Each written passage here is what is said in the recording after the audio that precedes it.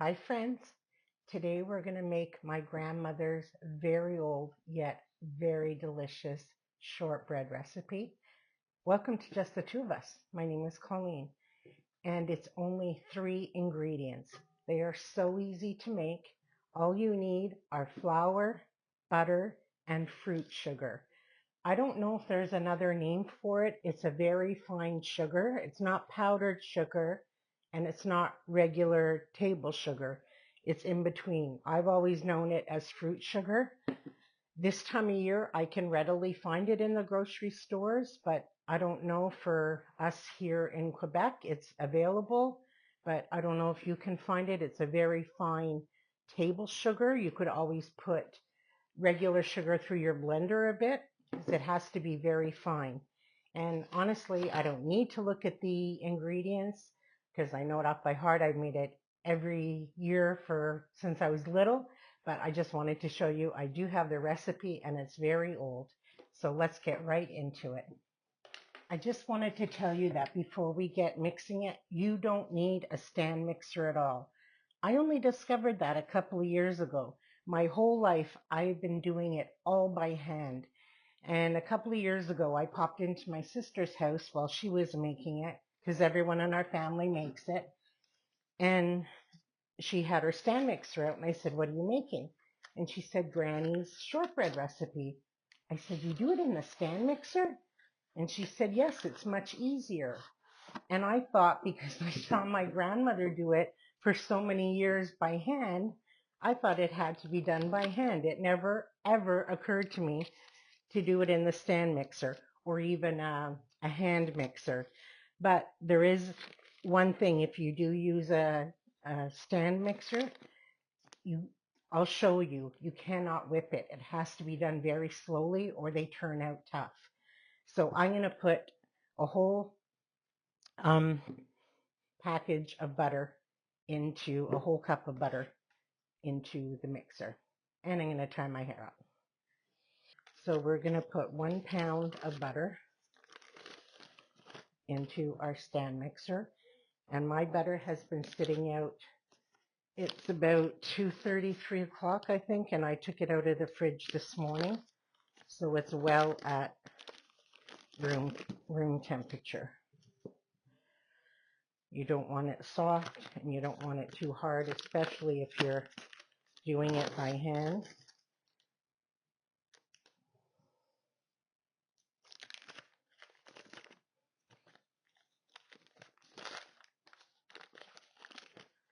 Yeah, here's our butter. And it's 1 cup of this fruit sugar.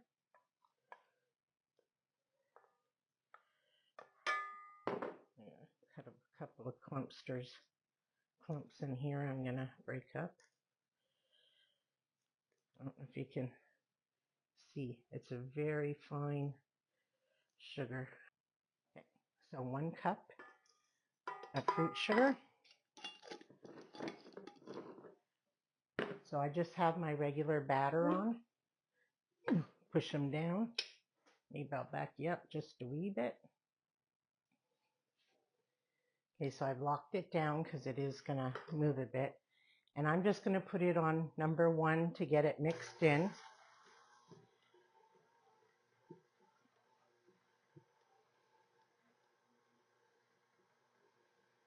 Now I have to scrape it down a bit.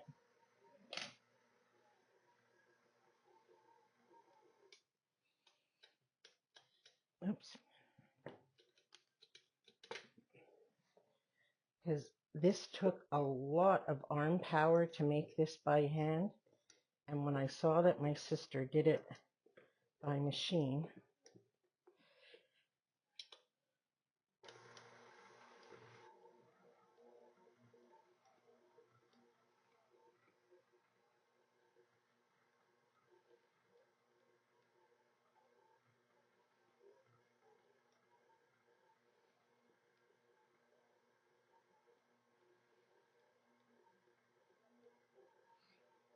I'm going to scrape it one more time.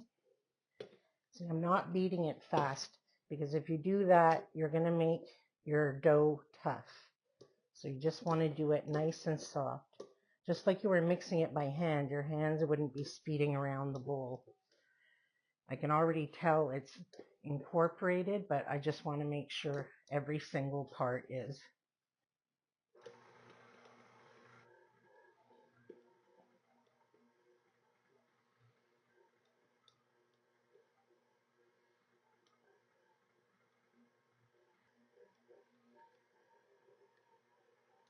Okay, that's good. So I want you to see it's just smooth. It's not whipped or anything like that. Maybe I'll move you up a bit. So here's Granny's recipe. 1 pound of butter, 1 cup of fruit sugar, 4 cups of flour. But my trick, see it's even all like stained and dirty on the back. What my trick has been over the years, because we're going to roll these out, and they do roll quite nicely, but what I learned over the years is I'm not putting in the full 4 cups of flour, because by the end, when you're flouring your board, a lot of F's, by the end you've added too much flour. So I do about 3 3/4. All right, so I'm going to add 2 cups now. And again, I'm not looking to beat this, to whip this. Everything's on slow.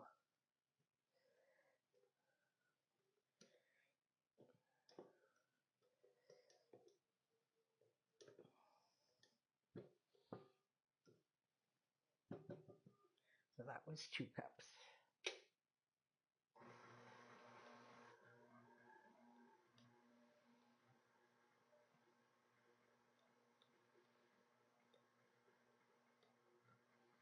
Just going to scrape the sides a bit. I apologize if my arm's constantly getting in the way. I'm right-handed. I should put the camera on the other side.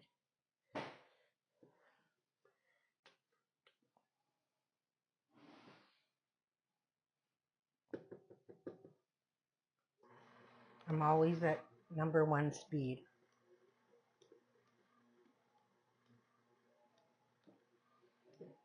Okay, now I'm going to add the 3rd cup. So far I haven't even broken a sweat. 3.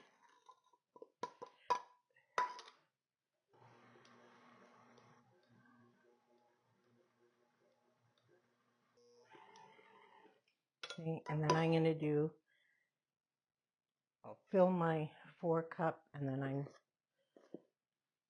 I filled my 4th cup, but I'm not going to use it all.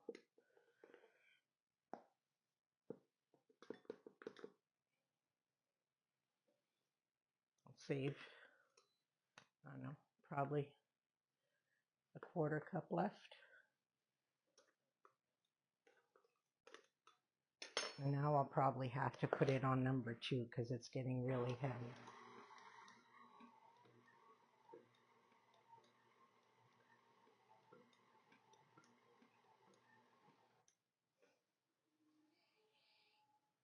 And I did this all by hand, and it's a heavy dough. I'd have to take breaks in between. And this dough, you don't have to refrigerate or anything. It's ready to go. You could if you wanted to, but I've never done that.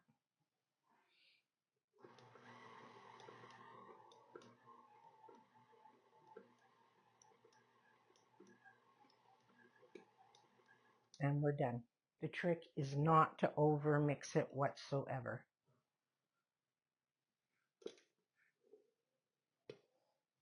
And if there is a bit of flour at the bottom of the bowl, I'll just mix that in by hand. And if you're like me and you like raw cookie dough, this is delicious. My hands are very, very clean. We're all ready to roll. Unfortunately, I have to use the silicone mat because I have this crappy type of tiled island. So and it's probably going to buckle on me. So here's the dough. Now this is what I do. I'm going to take quite a significant chunk and put it down, because the less I keep rolling the dough over and over, the less flour I'm going to be adding to it each time. I'd rather roll out a whole bunch at once than have to keep adding to it. So I'm just going to kind of scrunch it together like so. It's almost like a pie crust at this point. Just gather up all the little bits here and there.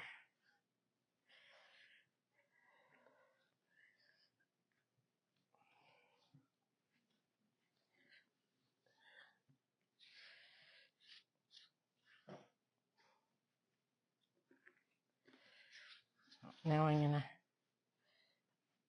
put some flour down, and I'm still using the 1/4 cup I left here in this cup, so I get an idea of how much flour I'm always adding. I don't want to add too much.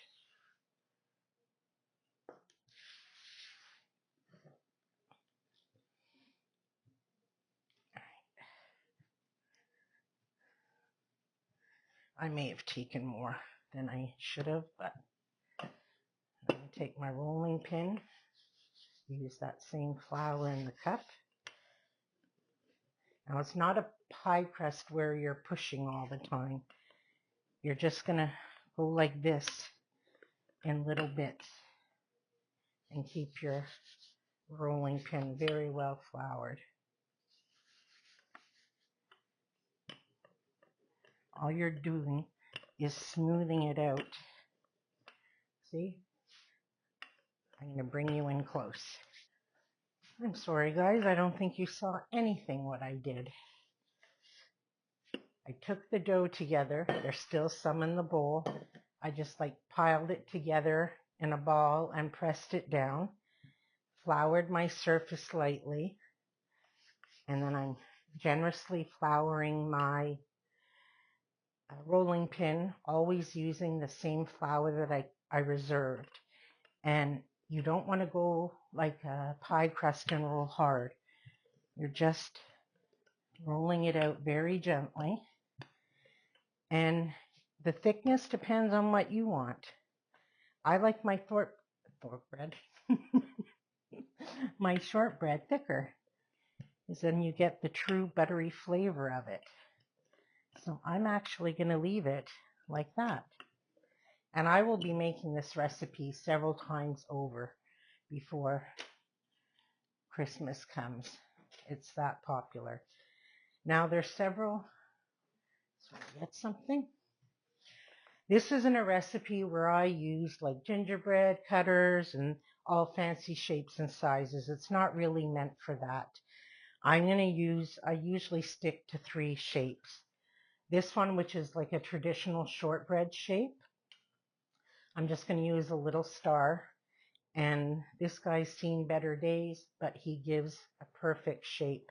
And I wouldn't use plastic on shortbread because you need a really crisp cut if you don't want to get like browned edges so much. But I will bring the flour back because every once in a while I'm going to take my tool, my little cookie cutter here, and don't go swishy swishy, just a nice clean cut. See? Now I have my cookie cutter here. I have my cookie sheet here with parchment paper. Sometimes they come up right away on their own, and sometimes they don't. If they do, it's a bonus, because then you don't have to scrape them off the... See? And they don't really spread on the cookie sheet, so you don't have to worry so much about like putting them too close together. Wow, these guys are coming up really well.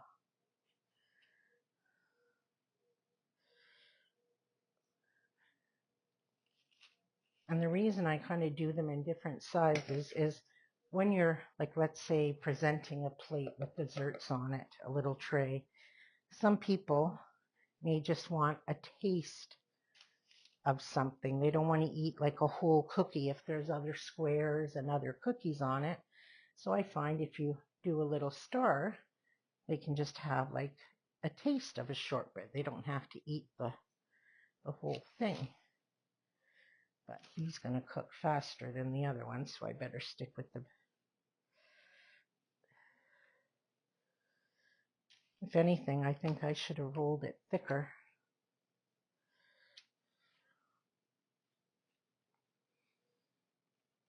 All right, so I'll finish cutting out these guys. When I get to the different shape, I'll bring you back and show you what I do with the long one.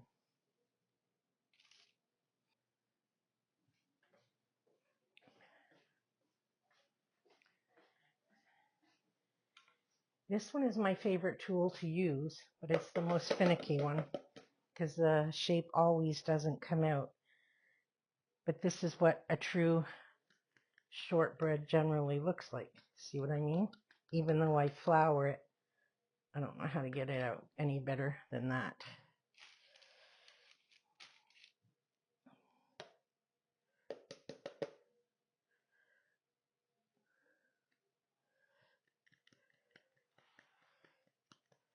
If you have any suggestions, I'd be more than welcome to hear them. Okay, I could have put a bit more, but I ran out of dough before I have to cut it again. So what I'm going to do,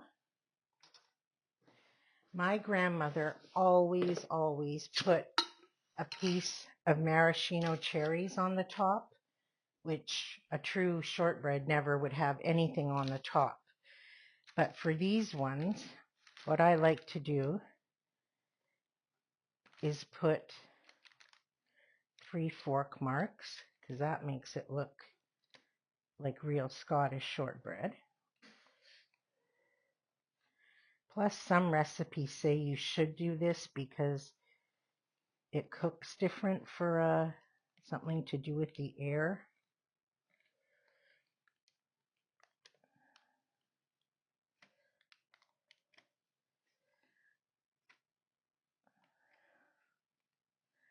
Sometimes, I may do this in my next batch, but not today. Sometimes I've melted like a really good chocolate and I'll take like half of it and dip it in a chocolate and then rest it on a cooling rack. Now, I don't have any maraschino cherries and I'm not very fond of them, but I have some cranberries, the dried craisins. So I may, just on a few, just to make them look a wee bit festive. Can you see? Just stick, I'm not putting a whole one. I'm cutting them in half. You moved over. I don't really see it necessary because a shortbread on its own is supposed to be on its own. They're not really meant to be decorated, but it does look prettier. So my grandmother did it. She would put a piece of a red maraschino, a green maraschino. But when we were kids, we didn't like maraschinos, and I still really don't. So I never put them much as an adult. All right, just cut one more. All right, so these are going to go into a 325 oven. They're going to cook long and slow. I forget exactly how long. I know it's going to be at least about 15 minutes. I will tell you how long when I take them out. And while they're in the oven, I'm going to roll up another batch. Okay, I just took them, well, I took them out of the oven 2 different times. Because I didn't roll them as thick as I wanted to, these ones cooked at 10 minutes and these ones cooked at 11. And you're going to see they're a bit browning on the bottom, but don't worry, I'm going to show you what to do. For me to eat them for just us at home, I don't worry about that. But if you were bringing them somewhere, I'll show you what to do. But they smell so good. And in that time, I was able to roll out all the other cookies and clean up my mess. So we'll be back in just a few minutes.